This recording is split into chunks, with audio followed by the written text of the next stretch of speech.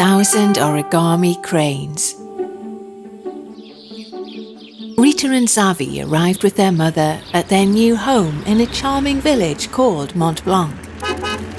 The move was due to their father's illness. He was resting in a hospital near the village, and there they visited him every day, hoping for a speedy recovery.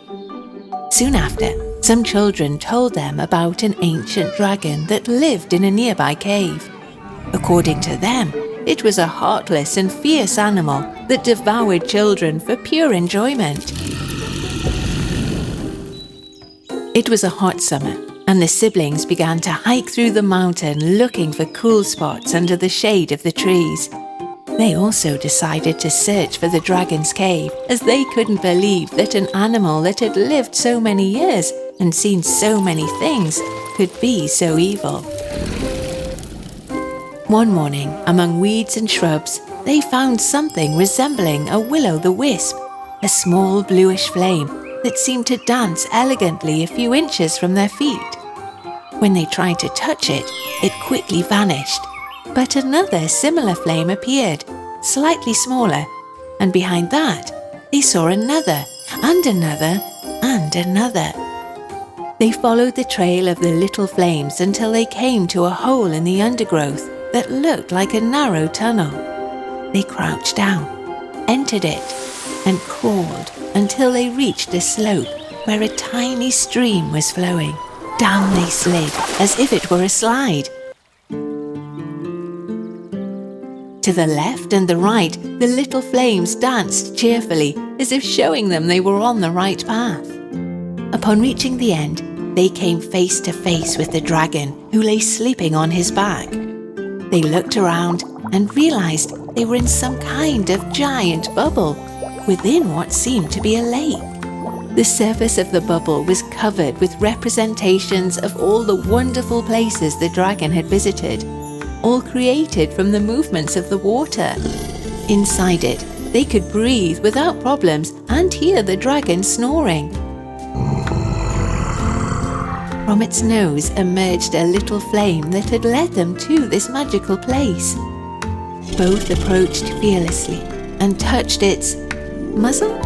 Do dragons have muzzles? The animal woke up, and its bright blue eyes fixed on Rita. Without a word, the dragon knew that the siblings were worried that they were suffering from their father's illness.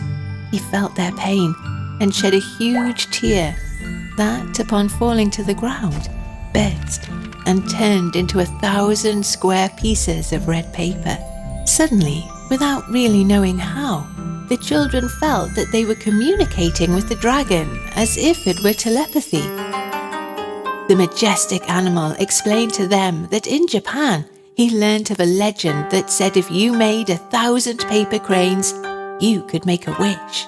Rita and Xavi's faces lit up, and they thought that if they made them, they could wish for their father to get better. They quickly picked up the red pieces from the ground and tried to make a crane, but they realized they didn't know where to start. At that moment, the dragon got up, sat with them, and showed them step by step how to make a paper crane.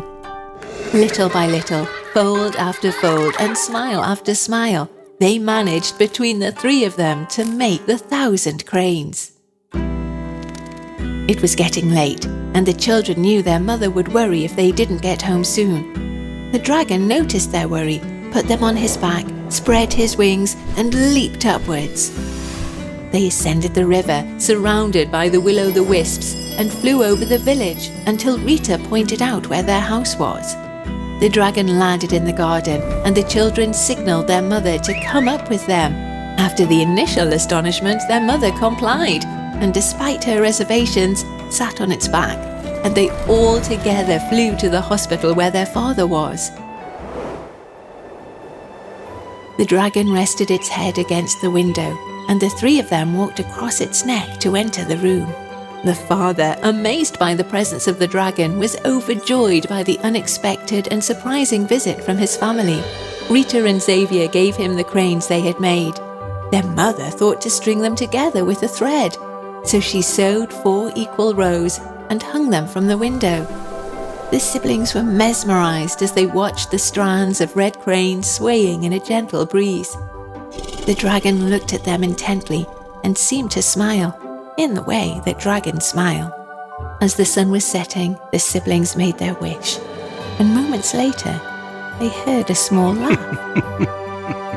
They turned and saw that it was their father laughing quietly for the first time in a long time. The children looked at each other with understanding and hugged their parents.